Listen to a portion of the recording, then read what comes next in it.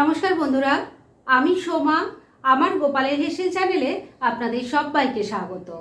আজকে দুর্দান্ত স্বাদের একটা নিরামিষ ইউনিক রেসিপি আপনাদের সাথে শেয়ার করব। একঘেয়ে রান্না খেতে খেতে যখন বিরক্ত লাগে না, তখন এই সব ইউনিক রান্নাগুলো করে দেখবেন, খেতে খুব ভালো লাগবে। তাই চলুন আর একটু সময় নষ্ট না করে রান্নাটা করে ফেলি।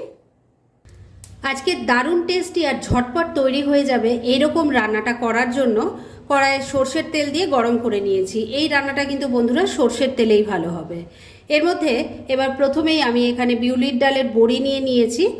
নিজেদের প্রয়োজন মতো বড়িটা নেবেন, আমি বেশ অনেকটাই বড়ি নিয়েছি, সেটা ভেজে নেব, তাই দিয়ে দিচ্ছি।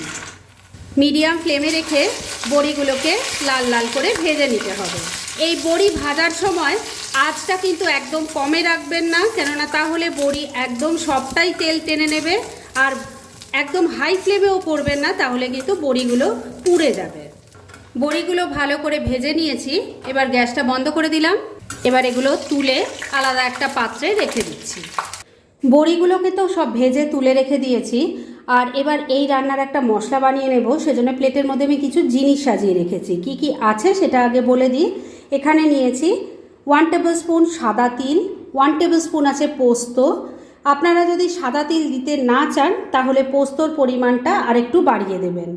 নিয়েছি 1 টেবিল স্পুন এখানে গোটা সাদা জিরে, আর 1 টিস্পুন আছে এখানে কালো সর্ষে। 3টে কাঁচা লঙ্কা রেখেছি, আর এখানে 8-10টা গোটা গোলমরিচ আছে।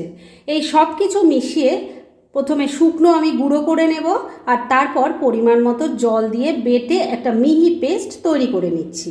মশলাটা দেখুন বেটে নিয়েছি। এবার একটা টিফিন বক্সের মধ্যে মশলাটা ঢেলে দিচ্ছি।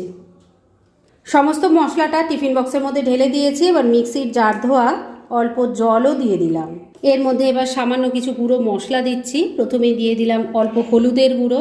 কালারটা ভালো হওয়ার জন্য একটু কাশ্মীরি মির্চ পাউডার দিয়ে দিলাম। দিয়ে দিচ্ছি অল্প একটু কালো জিরে।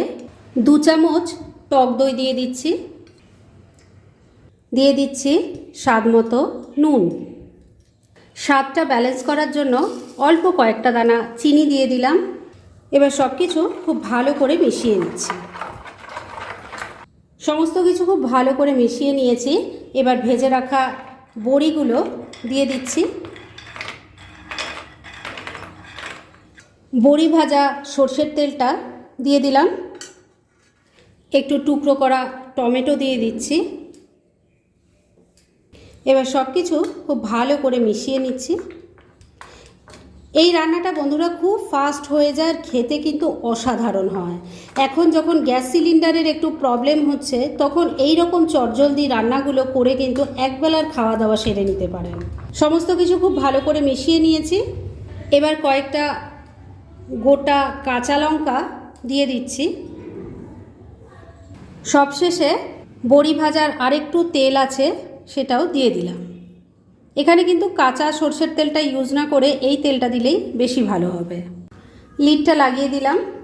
এবার এটাকে স্টিমে বসাবো, তার ব্যবস্থা করে ফিরে আসছি। টিফিন বক্সটাকে স্টিমে বসানোর জন্য আমি প্রেসার কুকারের মধ্যে অল্প জল নিয়ে গরম করে নিয়েছি, তার মধ্যে একটা স্ট্যান্ড বসিয়ে দিয়েছি। এবার এই স্ট্যান্ডের ওপর টিফিন বক্সটা বসিয়ে দিলাম। এবার লিডটা লাগিয়ে দিচ্ছি, আর মিডিয়াম ফ্লেমে রেখে 4-5টা হুইসেল পড়লেই এটা রেডি হয়ে যাবে। তাহলে এটা রেডি হোক, তারপর ফিরে এসে আমি দেখাচ্ছি এটা কীরকম তৈরি হয়েছে। প্রেসার কুকারের 5টা হুইসেল পড়ার পর আমি গ্যাসটা বন্ধ করে দিয়েছিলাম, আর তারপর পুরো প্রেসারটা বেরিয়ে যাওয়ার পর লিডটা খুলেছি। তবে বন্ধুরা এক্ষুনি টিফিন বক্সটা বার করতে পারছি না, কেননা এটা প্রচণ্ড গরম আছে। তাই এটা একটু ঠান্ডা হোক, তারপর আমি বার করে আপনাদের দেখাবো এটা কেমন তৈরি হলো। ফ্রেন্ডস, আমার আজকের এই চটজলদি দারুণ টেস্টি নিরামিষ রেসিপি একদম রেডি হয়ে গেছে এবং আমি সার্ভ করে দিয়েছি। মাত্র 5 মিনিট সময়ের মধ্যে এই রান্নাটা করে একবেলার খাওয়া দাওয়া কিন্তু নিরাপদে নিশ্চিন্তে সেরে নিতে পারেন। তাই দেরি না করে পারলে এটা আজই একবার ট্রাই করে ফেলুন, আর তারপর কেমন লাগলো সেটা প্লিজ কমেন্ট করে জানাবেন। এরকম ধরনের অনেক ভালো ভালো নিরামিষ রান্নার রেসিপি আপনারা গোপালের হেসেল সার্চ করলেই পেয়ে যাবেন, যার মধ্যে থেকে কিছু কিছু আমি সাজেস্টেড বক্সেও দিয়ে দেব, সেখান থেকেও আপনারা দেখে নিতে পারেন। তাই গোপাল গোপালের হেসেল অবশ্যই ভিজিট করুন। আর আপনারা কেমন ধরনের রেসিপি চাইছেন সেটাও কিন্তু আমাকে জানাতে পারেন। আমি চেষ্টা করব সেই সব রেসিপিগুলো আপনাদের সাথে শেয়ার করার।